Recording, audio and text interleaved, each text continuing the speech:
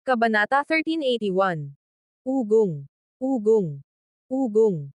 Nang sabay ikan-away ng dalawang panig ang kanilang mga kamay, mabilis na nagsilabasan ang mga pinakamalalakas na mandirigma mula sa mga barkong pandigma.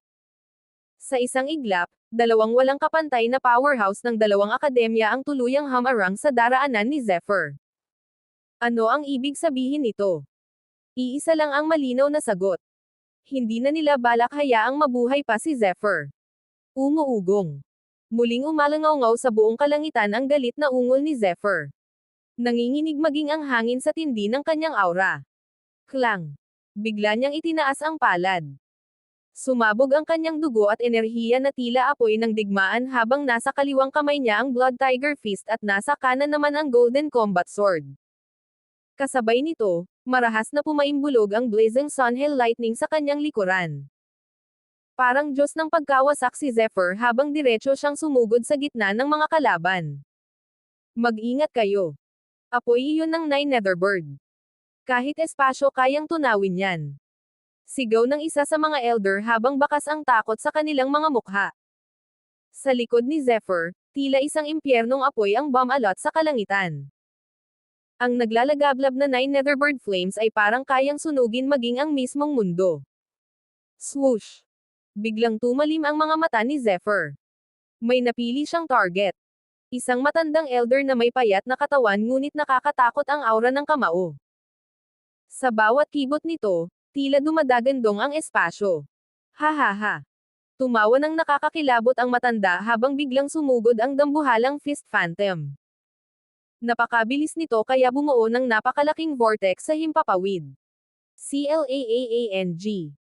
Hindi umatras si Zephyr. Kasabay ng pagsabog ng sword energy, agad niyang pinakawalan ang Blood Tiger Fist. Roar! Lumitaw ang dambuhalang anino ng mabangis na tigre at marahas na bumangga sa suntok ng elder. Boom! Yumanig ang buong kalangitan.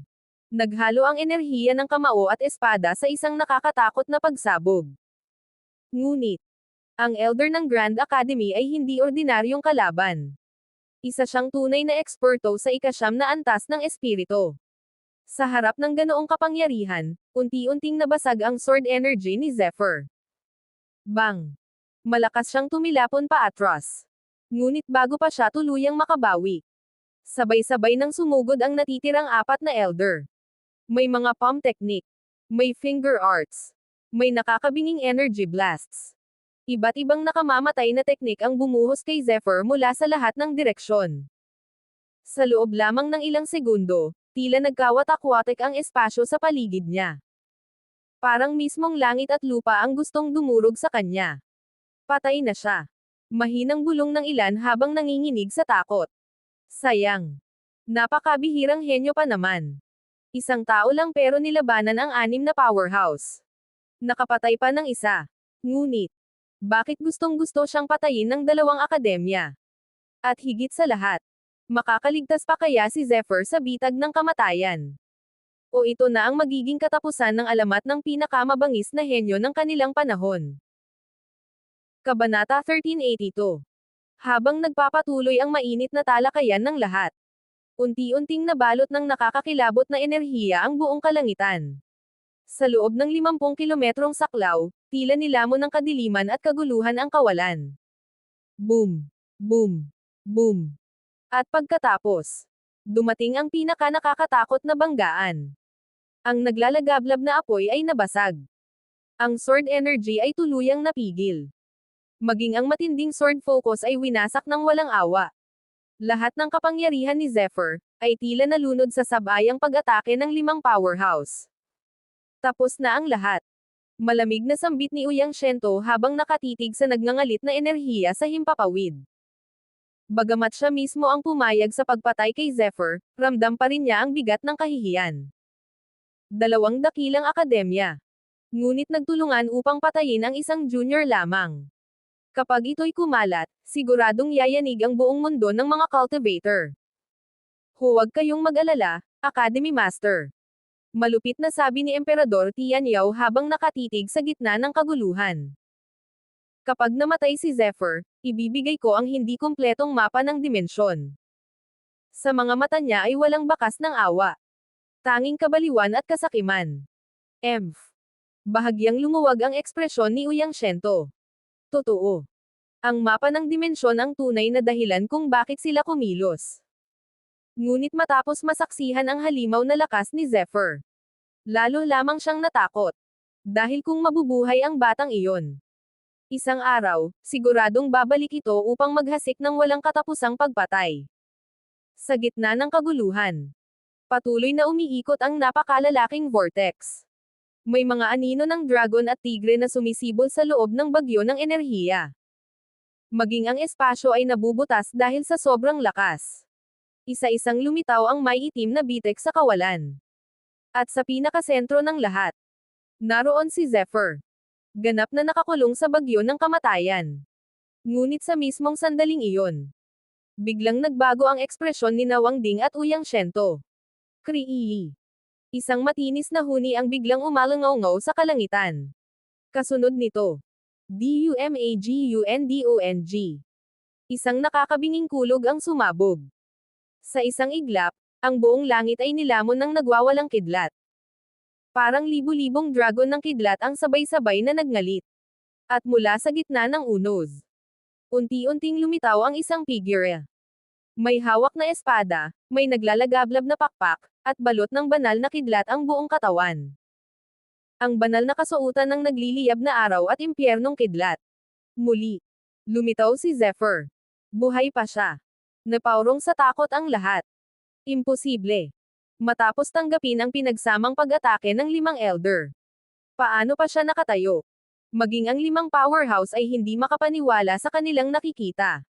Ngunit, sa sandaling iyon, biglang gumalaw ang mga mata ni Zephyr. Sumiklab ang pilak pulang liwanag. Boom! Isang nakakatakot na spiritual force ang biglang sumabog at bumalot sa daan-daang metro ng paligid. Death Sting. Ang nakamamatay na teknik mula sa Universal Nature Realm. Isang atakeng kayang durugan maging ang kaluluwa. Kasabay nito, mabilis na umikot ang puno ng kawalang hanggan sa loob ng katawan ni Zephyr. Walang tigil nitong pinagaling ang kanyang mga sugat habang muling sumisiklab ang kanyang aura. Ngunit, hanggang kailan kakayanin ng katawan ni Zephyr ang ganitong labanan? At sino ang unang mababagsak sa susunod na pagputok ng kamatayan? Kabanata 1383. Buzz.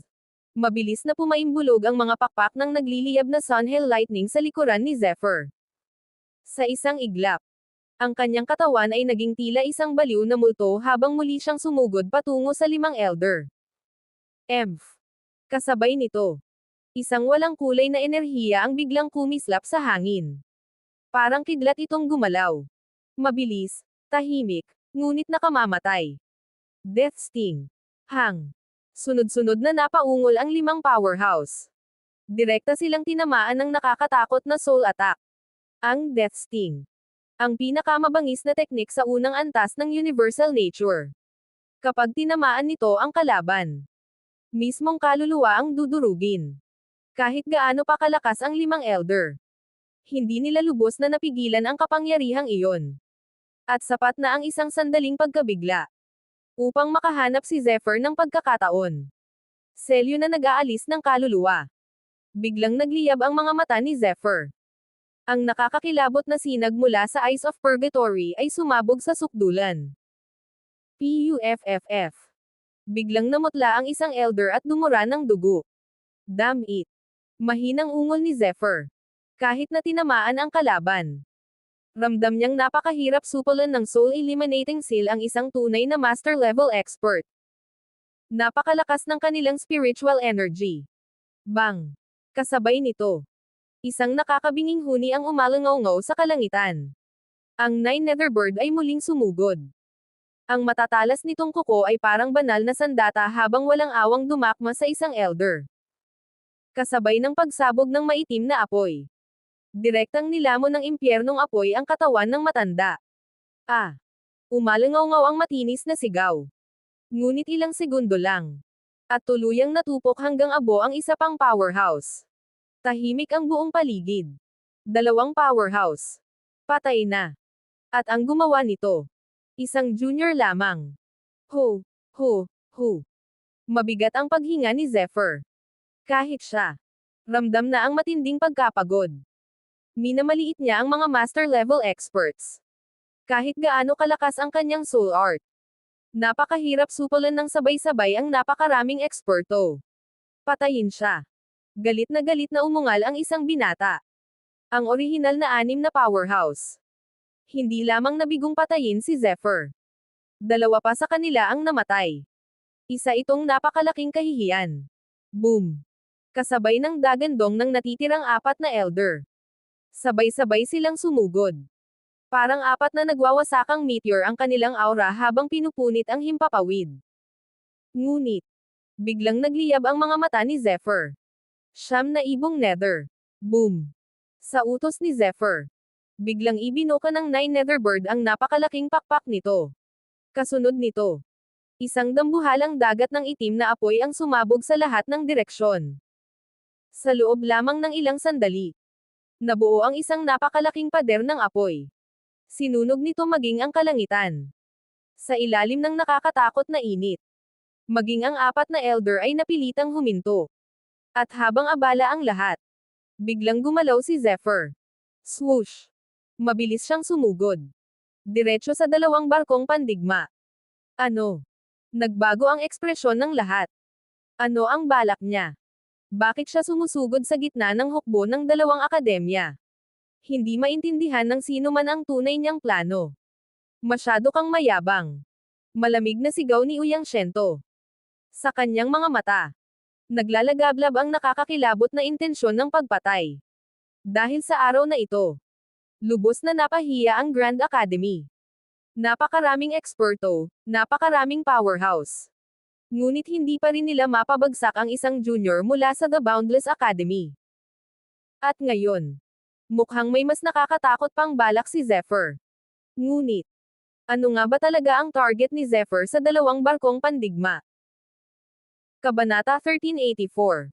Biglang nagliyab ang pilak-pulang mga mata ni Zephyr. Sa isang kisap mata, isang hindi maipaliwanag na presyon ang bumalot sa buong kalangitan. Hang! Isa sa mga powerhouse ang biglang napahawak sa kanyang ulo. Kasunod nito, sunod-sunod na nang inag ang mga disipulo at eksperto sa paligid. Parang may mabigat na kamay na sumakal mismo sa kanilang mga kaluluwa. Ano ito? Ang kaluluwa ko, nanginginig. At saka, isang sigaw ng matinding takot ang umalangaw-ngaw. Soul Art. Mahusay si Zephyr sa Soul Art. Boom! Sa sandaling marinig ang salitang iyon, biglang nagbago ang mukha ng lahat. Dahil alam nila, ang Soul Art ang pinakakakaiba, pinakamabangis, at pinakanakakatakot na kapangyarihan. Ang sugat sa katawan ay maaaring gumaling. Ngunit kapag ang kaluluwa ang nasira, wala nang pagbangon pa. Patayin siya. Galit na umungal ang mga elder ng 2 akademya. Sa isang iglap, sabay-sabay na sumabog ang kanilang pinakamalalakas na teknik. Isang matandang elder ang pinagdikit ang mga palad habang lumitaw ang dambuhalang multo sa kanyang likuran. Yumanig ang langit at lupa sa nakakatakot nitong aura. Sa kabilang panig, isang batang eksperto ang nagpakawala ng daan-daang sword energy. Parang ulan ng kamatayan ang mga matutulis na enerhiya. May mga eksperto ring naglabas ng kani-kanilang bloodline phantom. Mga dambuhalang halimaw, espiritong mababangges, at sinaunang anino. Lahat sila. Sabay-sabay na sumugod upang durugan si Zephyr. Klang! Klang! Klang! Nang inag ang buong himpapawid sa walang humpay na tunog ng espada at nagwawasakang enerhiya. Ngunit, sa gitna ng lahat ng iyon, unti-unting ngumiti si Zephyr. Isang malamig, at nakakakilabot na ngiti. Bagyo ng kaluluwa. Buzz. Biglang lumiwanag ang sinaunang simbolo sa pagitan ng kanyang mga kilay. Kasabay nito, marahas na nang inag ang pinagmulang puso ng kaluluwa sa loob ng kanyang katawan. Boom! Sa isang iglap, sumabog ang 8 bituing spiritual energy. Hindi ito nakikita ng mata. Ngunit ramdam ng lahat ang bangis nito. Mula kay Zephyr bilang sentro. Isang napakalawak na soul storm ang sumabog sa loob ng ilang kilometro. Parang mismong impyerno ang bumukas. Ang hangin ay nanahimik, ang kalangitan ay nanginag, at ang bawat kaluluwa ay tila nilalamon ng takot. Ito ang malawakang teknik ng pagpatay mula sa Universal Nature Realm. Kung sapat lamang ang lakas ni Zephyr, kaya niyang patayin ang lahat ng buhay sa loob ng 50 kilometro. Swoosh! Swoosh! Swoosh! Sa sandaling tamaan ng Soulstorm, isa-isang natigilan ang mga sumasalakay. Nanginginig ang kanilang mga kaluluwa. Namutla ang kanilang mga mukha. At sa sumunod na segundo, tila nawalan sila ng malay sa sarili nilang katawan. Hindi ako makagalaw. Ano itong kapangyarihang ito? Ngunit habang ang lahat ay nalulunod sa takot, isang serye ng mga anino ang biglang kumislap sa paligid ni Zephyr. 1, 2, 3. Hanggang sa maging 9 na magkakasunod na multo. At ang nakakakilabot, bawat isa sa mga iyon ay tila tunay na katawan ni Zephyr. Ngayon, alin sa 9 ang tunay? At gaano karaming buhay ang kukunin ng halimaw na tinatawag nilang Zephyr? Kabanata 1385. Iyan ay, klon ng may pakpak na ahas. Sa wakas ay nagbago ng husto ang mukha ni Wang Ding. Punong-puno ng pagkabigla at galit ang kanyang mga mata habang nakatitig kay Zephyr. Dahil malinaw niyang nakilala ang teknik na iyon. Isang lihim na kakayahan ng kanilang akademya. Ngunit paano ito natutunan ni Zephyr? Gayunpaman, wala nang oras upang mag-isip pa ang lahat. Dahil sa mismong sandaling iyon, mabilis na gumalaw ang dalawang kamay ni Zephyr. Sumiklab ang pilak at pulang dugong liwanag sa kanyang mga mata. Buzz! Hindi mabilang na di nakikitang alon ang biglang kumalat sa kawalan. At pagkatapos, isang malamig na tinig ang umalangaw-ngaw. Seal na nag-aalis ng kaluluwa. Boom! Sa wakas, sumabog ang matagal ng inipong soul eliminating seal. Patayin. Sa isang iglap, biglang tumigil ang lahat ng disipulo. Nawala ang liwanag sa kanilang mga mata. At saka, tila may kung anong puwersang kumontrol sa kanilang mga katawan. Klang! Bang! Boom! Biglang nagsimulang magpatayan ang mga disipulo ng dalawang akademya. Huwag! Ako ito! Hindi ko kontrolado ang katawan ko. Nagkagulo ang buong himpapawid. Ang mga dating magkakampi, ngayon ay nagsasaksakan at naglalaban hanggang kamatayan. Maging ang mga Academy Master ay natigilan. At nang mapagtanto nila ang nangyayari, huli na ang lahat. Damn it! Malamig na mura ni Ouyang Shento habang nanlilisik ang kanyang mga mata. Muli nilang minamaliit si Zephyr. Hindi nila akalaing kayang kontrolin ng soul art ang napakaraming eksperto ng sabay-sabay. Kahit sila, nakaramdam ng takot sa kakaibang kapangyarihang iyon. Swoosh! Biglang umugang ang kalangitan. Kasabay ng pag-ikot ng mahahabang kasuotan ng dalawang Academy Master. Isang napakalawak na aura ang tuluyang sumabog. Boom! Sa isang iglap, nilamon ng kanilang kapangyarihan ang daan-daang milya ng himpapawid. Nanginig ang langit. Yumanig ang espasyo. At sa kailaliman ng kawalan, lumitaw pa ang tila ilog ng mga bituin. Umuungol. Dalawang napakalakas na aura ang sabay na sumiklab. Bang! Bang! Bang! Sa ilalim ng nakakatakot na pressure, biglang nabasag ang soul eliminating seal ni Zephyr. At ang kanyang katawan, muling tumilapon palayo. Wash! Agad na pinalibutan ng dalawang barkong pandigma ang mga natitirang disipulo. Samantala, marahang ipinikit ni Zephyr ang kanyang mga mata. Sa likuran niya, kapansin-pansing nang hihina na ang Nine Netherbird matapos harapin mag-isa ang 4 na Elder. Zephyr. Unti-unting umalangaw-ngaw ang malamig na boses ni Ouyang Shento. Lumampas ka na sa aking inaasahan. Hindi may kakaila. Kahit ang Academy Master mismo ay napilitang humanga. Ngunit ang iyong mga kasalanan, ay mababayaran lamang ng iyong buhay. Boom! Ang kanyang tinig ay parang kulog mula sa 9 na kalangitan. Paano mo nagawang patayin ang disipulo ng aming Grand Academy? Binigyan kita ng pagkakataon, ngunit lalo ka lamang naging walang pakundangan. Tahimik na napakunot noo ang ilan sa mga nanunood.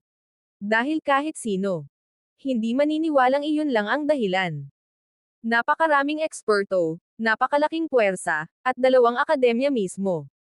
Para lamang patayin ang isang junior. Hindi ito makatotohanan. Ngunit sa sandaling iyon, unti-unting itinaas ni Zephyr ang kanyang ulo. Ang kanyang mga mata ay naglalagablab sa galit. Sa isip niya ay muling bumalik ang trahedya ng kanyang pamilya, ang dagwang pagkamatay ng kanyang mga mahal sa buhay, at ang walang malay na si Leia. At pagkatapos, isang malamig na tanong ang gumuhit sa buong kalangitan. Kasalanan ko. Sinira ng disipulo mo ang pamilya ko. Ngayon tatanungin pa ninyo ako kung bakit ako lumalaban. Unti-unting naging mabangis ang aura ni Zephyr. At ikaw? Bulag ka ba? Boom! Sa sandaling iyon, tuluyang sumabog muli ang nakakakilabot na galit ni Zephyr. Ngunit, sa harap ng dalawang Academy Master at napakaraming eksperto, may pag-asa pa bang mabuhay si Zephyr? O ito na ang simula ng tunay niyang paghihiganti?